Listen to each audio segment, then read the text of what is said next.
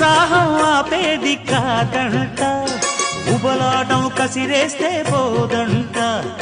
ఉయ్యాల జంపాల కథలోనే నువ్వు కొట్టే ఉద్యోగం నాదంట.